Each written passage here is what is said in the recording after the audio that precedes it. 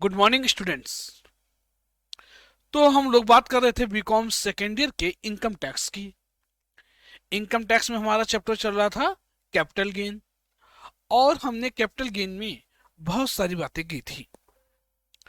आज जो हमारा कॉन्सेप्ट है वो है कॉस्ट ऑफ इम्प्रूवमेंट। सर, ये कॉस्ट ऑफ इम्प्रूवमेंट क्या होता है? बच्चों, इम्प्रूवमेंट को हिंदी में बोलते हैं सुधार। कॉस्ट ऑफ इम्प्रूवमेंट का मतलब सुधार की लागत। जब किसी कैपिटल एसेट में कुछ ऐसे सुधार कर दिए जाएं जिससे उस कैपिटल एसेट की क्षमता में, उत्पादकता में या जीवन में कुछ वृद्धि हो सके, उसको हम लोग कॉस्ट ऑफ इंप्रूवमेंट मानेंगे। सर, कॉस्ट ऑफ इंप्रूवमेंट का फायदा क्या होता है? बच्चों, जब हम लोग कैपिटल गेन निकालते हैं, कैपिटल गेन का कैलकुलेशन करते हैं, तो सेल प्राइस में माइनस कॉस्ट ऑफ एक्विजिशन करते हैं। इनकम टैक्स ये कहता है कि आप कैपिटल गेन निकालते समय सेल वैल्यू में कॉस्ट ऑफ एक्विजिशन माइनस करें, और साथ ही साथ कॉस्ट ऑफ इंप्रूवमेंट को भी माइनस करें। क्यों माइनस करें? क्योंकि आपकी उस कॉस्ट ऑफ इंप्रूवमेंट से संपत्ति की क्षमताओं में, उसके जीवन में कुछ वृद्धि हुई है। इस वजह से आप कॉस्ट ऑफ इंप्रूवमेंट को कैपिटलाइज करें, यानी कॉस्ट ऑफ एक्विजिशन की तरह माने। अगर उस कैपिटल एसेट में कुछ छोटे छोटे रिपेयर एंड मेंटेनेंस के खर्चे किए जाते हैं, तो उन खर्चों को, उन रिपेयर एंड मेंटेनेंस के खर्चों को कॉस्ट ऑफ इंप्रूवमेंट नहीं माना जाएगा। कॉस्ट ऑफ इंप्रूवमेंट माना जाएगा उसी खर्चे को जिससे कि संपत्ति की जीवन में, जीवन शक्ति में, उसकी क्षमता में या उत्पादकता में कोई वृद्धि हो। आइए देखते हैं। Cost of improvement means total expenses incurred by the accessory on expansion, renovation, देखो renovation और improvement of the asset after its acquisition or construction। संपत्ति को खरीदने या बनाने के बाद, अगर आपने संपत्ति को खरीदा या कंस्ट्रक्ट किया, निर्माण किया, बनाया, तो वो लागत क्या होगी? Cost of improvement. 2 3 4 साल बाद आपने उस संपत्ति में कुछ सुधार किए जिससे कि उसकी कार्य क्षमताएं बढ़ गई, तो वो होगी कॉस्ट ऑफ इंप्रूवमेंट। तो कॉस्ट ऑफ इंप्रूवमेंट कब होगी?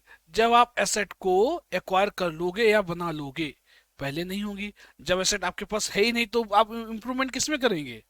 यानी पहले आपके पास संपत्ति होगी जिसको आपने या तो खरीदा होगा या बनाया होगा, फिर 2 3 साल आपने यूज किया, उसके बाद उसमें कुछ एक्स्ट्रा कॉस्ट लगा दी जिससे कि संपत्ति की कार्यक्षमताओं में वृद्धि हो गई। नेक्स्ट है repair expenses are not included in cost of improvement. मतलब रिपेयर एंड मेंटेनेंस के जो भी खर्चे होंगे वो कॉस्ट ऑफ इंप्रूवमेंट नहीं माने जाएंगे। बात समझ में आ गई? हाँ सर, बात समझ में आ गई। नेक्स्ट है following are main provision of income tax act in this relation। कुछ प्रोविजंस हैं इनकम टैक्स एक्ट के। देखिए, cost of improvement in relation to goodwill of a business, right to manufacture a product or right to conduct a business or profession shall be deemed to be nil। आपके पास कोई business करने का right हो या कोई goodwill हो, तो उसमें कास्ट ऑफ इंप्रूवमेंट अगर आप लगाते भी हैं, तब भी इनकम टैक्स एक्ट के अंतर्गत कैपिटल गेन की गणना करते समय हम लोग कॉस्ट ऑफ इंप्रूवमेंट को निल मानेंगे। क्या मानेंगे? जीरो मानेंगे। किस केस में? अगर आपको कोई राइट मिला हो या कोई गुडविल आपके पास हो। अच्छा, और और दूसरा केस है इन रिलेशन टू अदर, बाकी सारे केस में cost of improvement which is incurred before April 1 2001। 1 April 2001 से पहले अगर कोई भी आपने कॉस्ट ऑफ इंप्रूवमेंट लगाई है तो वो कॉस्ट ऑफ इंप्रूवमेंट कैसी होगी, नील होगी, will be considered nil, and it will not be taken into consideration at the time of calculating capital gain। ऐसी कोई भी कॉस्ट ऑफ इंप्रूवमेंट जो आपने 1 अप्रैल 2001 से पहले लगाई थी उन सारी कॉस्ट ऑफ इंप्रूवमेंट को नील मानेंगे, आप उनको सेल मूल्य से, सेल वैल्यू से नहीं घटाएंगे। कब? कैपिटल गेन की गणना करते समय।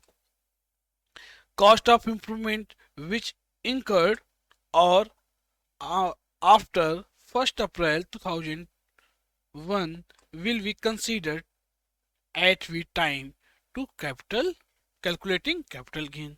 हाँ, अगर कोई कॉस्ट ऑफ इंप्रूवमेंट आपने 1 अप्रैल 2001 के बाद लगाई है तो उसको आप कॉस्ट ऑफ इंप्रूवमेंट मान सकते हैं और सेल वैल्यू से घटा सकते हैं। फिर है बच्चों ट्रांसफर ऑफ एक्सपेंसेस या एक्सपेंसेस ऑफ ट्रांसफर्स। जब आप एसेट को बेचते हैं, एसेट को ट्रांसफर करते हैं किसी अदर एसएससी पर, तो उसके बदले में कुछ आपको एक्सपेंसेस करने पड़ते हैं। जैसे जो एसेट आपने भेजी है उसको भेजने का खर्च, उसकी पैकिंग का खर्च, उसकी ओवरऑलिंग का खर्च, या कोई भी ऐसे खर्च जो उसकी बिक्री के लिए आवश्यक थे, उसको ट्रांसफर करने के लिए आवश्यक थे, उन खर्चों को हम लोग एक्सपेंसेस ऑफ ट्रांसफर मानेंगे और सेल वैल्यू से घटा देंगे। बात समझ में आ गई? हाँ sir. If an SSC of a capital asset incurred some expenses relating to transfer of capital asset, then such expenses will be deducted from the sale consideration of asset। These expenses may be advertising expenses, brokerage expenses, cost of stamp or registration fees, or any payment made to the tenant to obtain vacant possession of asset। और भी कोई ऐसी asset जो आपने क्या किया हो, transfer करने पर कोई खर्च किए हो, उनको एक्सपेंसेस ऑफ ट्रांसफर माना जाएगा। बात समझ में आ गई? तो इनका क्या फायदा है? After deducting this the expenses of transfer out of sale consideration, net sale consideration will be obtained. बात समझ में आ गई? यानी ये सेल कंसिडरेशन में